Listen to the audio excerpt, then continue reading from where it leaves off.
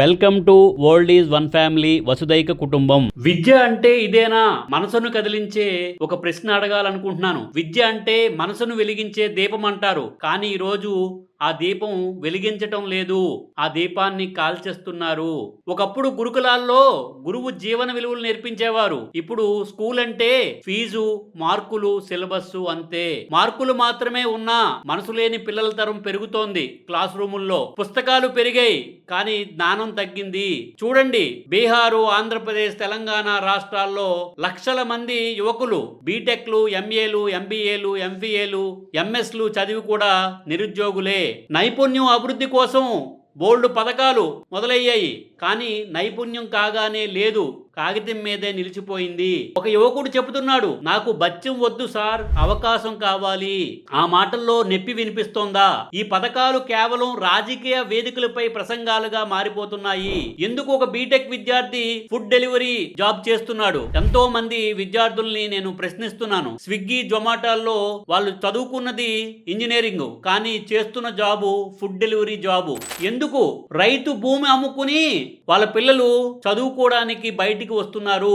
ఏ వ్యవసాయం విద్య కాదా? వ్యవసాయాన్ని విద్యగా ఎందుకు మనం భావించలేకపోతున్నాము?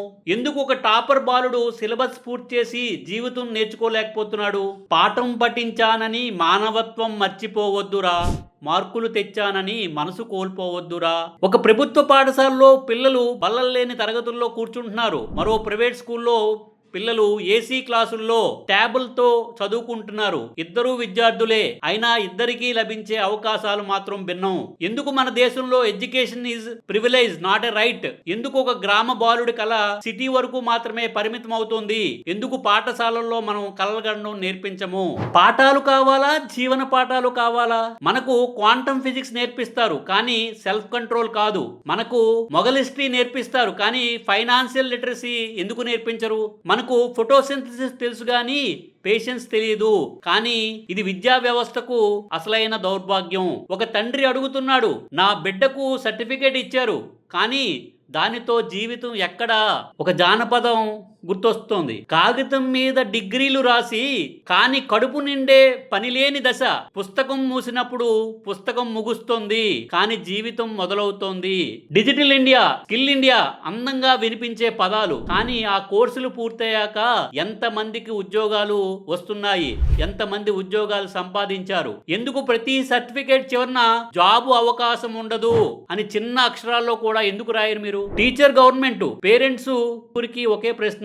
టీచర్ కి మీరు మార్కులు బోధిస్తున్నారా, లేక మనుషుల్ని తీర్చిదిద్దుతున్నారా? ప్రభుత్వానికి మీరు స్కిల్స్ నేర్పిస్తున్నారా, లేక మీ ఫైళ్లు పూర్తి చేస్తున్నారా? తల్లిదండ్రులకి నా ప్రశ్న, మీరు భవిష్యత్ ఇంజనీర్లు తయారు చేస్తున్నారా, లేక జీవన నైపుణ్యాలు లేని ఒక యంత్రాలని తయారు చేస్తున్నారా? ఎందుకంటే ఉదాహరణకు మన కళ్ళ ముందే ఉంటున్నారు. ఐఐటిలో సీటు దక్కించుకుంటున్నారు, ఐఐఎంలో చదువుతున్నారు, ప్రెస్టీజియస్ కాలేజీలో చదువుతున్నారు, కానీ తండ్రి అప్పు తీర్చలేక చదువు ఆపేసిన వాళ్ళు ఎంతో మంది ఉన్నారు. ఒక అమ్మాయి టాపర్ అయినా స్కూల్ తర్వాత వేరే పనులు చేసుకుంటోంది, అమ్మకాలు చేస్తోంది, బయట బడ్డీలు అవి పెట్టుకుని. ఇవి కేవలం కథలు కావు, మన విద్యా వ్యవస్థ యొక్క నిజ సాక్ష్యాలు. పుస్తకాల పుటల్లో భవిష్యత్తు లేదు, మారిన ఆలోచనలోనే ఉంది. విద్య అంటే కేవలం ఉద్యోగం కాదు, అది ఒక జీవన పాఠం. విద్య అంటే మనసును విస్తరించడం, సమాజాన్ని మార్చడం. విద్యా వ్యవస్థను సరిచేయడం అంటే సొసైటీని సరిచేయడం. విద్య మారాలి, మనుషులు మారాలి, అప్పుడే మన భారత్ నిజంగా అభివృద్ధి చెందుతుంది. Please like, share, subscribe. World is one family వసుదైక కుటుంబం. Welcome to world is one family వసుదైక కుటుంబం.